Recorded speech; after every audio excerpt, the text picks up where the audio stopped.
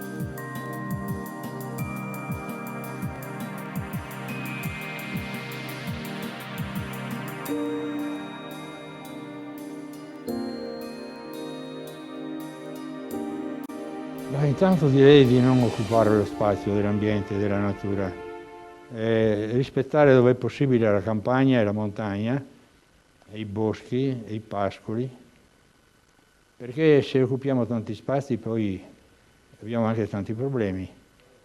Piuttosto che fare tanti villaggi sparsi è meglio fare una città ben organizzata per tutto, per i servizi, per i trasporti, per il traffico, per la qualità della vita e dell'aria stessa.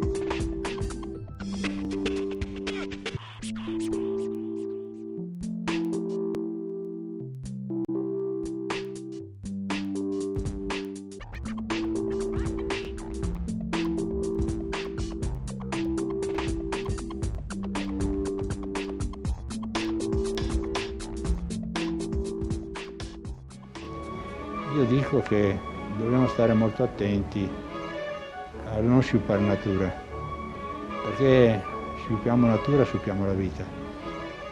E vediamo come poca cura, come poco interesse abbiamo a questo futuro dell'ambiente. E la pagheranno magari i nostri discendenti, i nostri nipoti. Dobbiamo stare attenti per non lasciare una brutta eredità.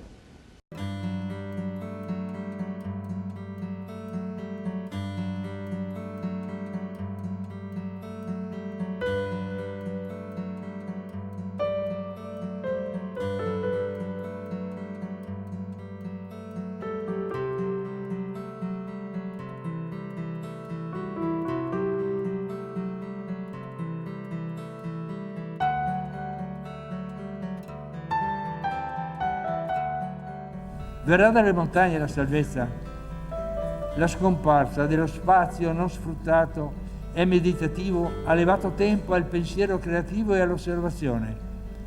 È la dimensione di camminare nella natura incontrando altre persone ha a che fare con la democrazia, non meno che con la salute del corpo e dello spirito.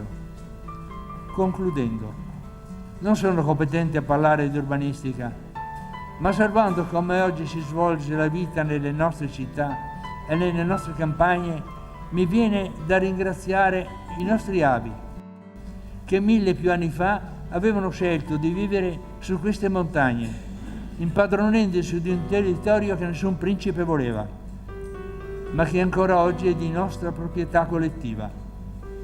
Quassù non si fabbricano motociclette, ma questo territorio, non più povero come 50 anni fa, produce aria e acqua anche per voi. Il nostro diritto di proprietà collettiva ha finora conservato questo capitale che non ha prezzo. Dateci una mano a bene amministrarlo anche per voi.